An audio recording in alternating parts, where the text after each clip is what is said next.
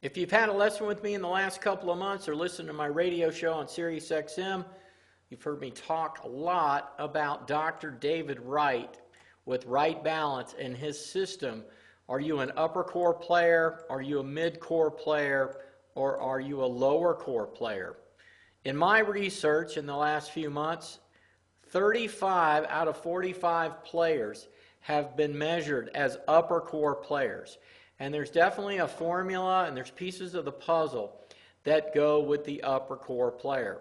So the lower core player is going to go from your pelvic floor to your belly button, and then your mid core is going to go from your belly button up to your sternum, and then your upper core is going to go from your sternum and actually goes to your lower jaw, but for this purpose we're just going to go through the top of the shoulders. So let's talk about what an upper core player does. When it comes to posture, the upper core player is going to have more spine tilt than they have thigh tilt. And so an upper core player is going to want to bend from the hip joint first and then add a little bit of knee flex. That is going to make it where an upper core player is going to have his weight in the balls of his feet at address. When we look at setup from face on, the upper core player is going to tend to play the ball more forward in the stance, and the left foot flare is going to be minimal. Also, as far as the grip goes, it will be the weakest grip or a neutral grip for an upper core player. The reason for that is because if you look at me here now on the left, you're going to see that when I get to impact, that my lower body is not rotated at all. It's pretty much facing the ball just like it looked at setup. So that's the characteristics of an upper core player. Another thing is, if you've got video of yourself, where is the shaft pointing? And you can see it's kind of right here in the upper part of my back here. So all these are characteristics of an upper core player.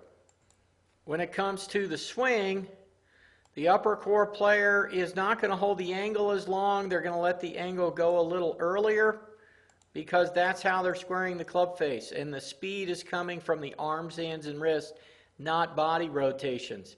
You're going to see a lot of rotation in the arms and hands because of the weaker grip and because there's less rotation in the body to impact. The body will rotate after, and it's really the club that's going to pull the body around and through for an upper core player. So as you can see in this swing of mine, you're going to see that there's some good things. The club's perfectly on plane going back. Another characteristic of an upper core player is the toe of the club will be pointed down. Mike Adams calls that side cover. That's where the right hand faces toward the ground. You want to feel the right hand staying on top the whole swing.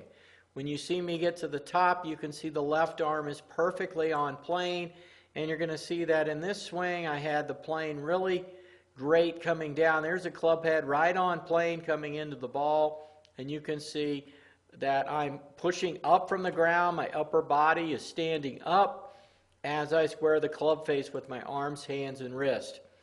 We have been told for a long, long time if we look like this at impact that we needed to rotate our hips and shoulders and look more traditional at impact. On the right is my sister Lori. She is a mid-core player. Notice the difference in the rotation. You can see her left leg. You can see her left thigh. Her hips are rotated probably 40 to 45 degrees at impact, which is average for the PGA Tour. People wanted me to look like my sister, so they tried to get me to turn my body more. I can tell you it didn't work. What really works is getting speed through my arms, hands, and wrist, and I'm no longer consciously trying to turn my body. My body will turn after impact, and it's really the club, as I've said, is pulling me through. Also, you can see the release. The release of an upper core player is a cornering release with the right hand on top. You can see the way the club is released there with the hands.